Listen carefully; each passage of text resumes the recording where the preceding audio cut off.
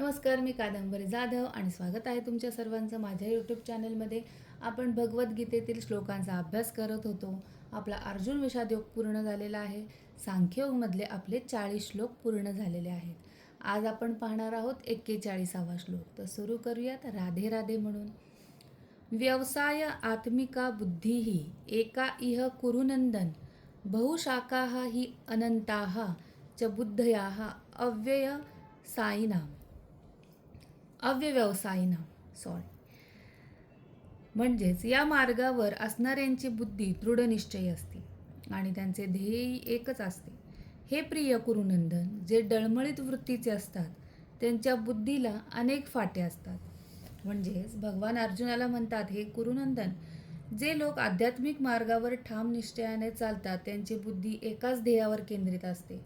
पण ज्यांचा निश्चय मजबूत नसतो त्यांची बुद्धी अनेक शाखांमध्ये पसरलेली असते. म्हणजेच ते अनेक गोष्टींमध्ये अडकलेले असतात, अनेक इच्छांमध्ये अडकलेले असतात. या श्लोकात व्यवसायात्मिक बुद्धी हा शब्द आला आहे. तो म्हणजे ज्या व्यक्तीचे ध्येय स्पष्ट असते आणि जी व्यक्ती एकाच योग्य मार्गावर ठामपणे चालते, एकाग्र निश्चय असते, अशी बुद्धी म्हणजे व्यवसायात्मका बुद्धी. कृष्ण भावना भावित कर्म हे चांगले आणि वाईट द्वंद्वांच्या पलीकडे असतात. म्हणजे जे कर्म भगवंतांच्या प्रेमाने, भक्तीने आणि त्यांना संतुष्ट करण्यासाठी केले जाते, म्हणजे त्या कर्माचा उद्देश स्वार्थ, लोभ किंवा इंद्रिय सुख नसतो, तर ते भगवंतांची सेवा म्हणून केले जातात.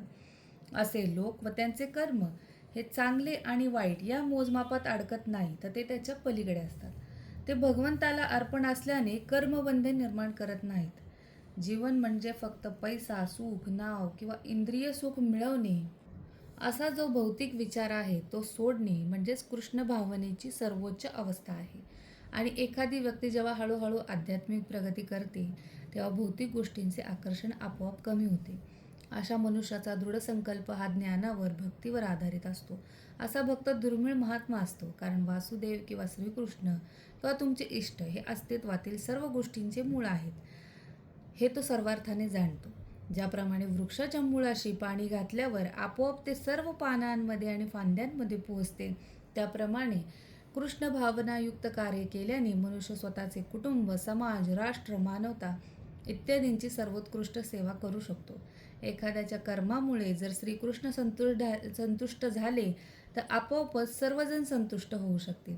पण हे ज्ञान देहात्मबुद्धीच्या पलीकडे असणाऱ्या आत्म्याच्या केवळ सिद्धांतिक ज्ञान स्तरावर, म्हणजेच फक्त सिद्धांत किंवा माहिती म्हणून मिळवलेले ज्ञान नसून परिपूर्ण ज्ञानावर आधारित आहे.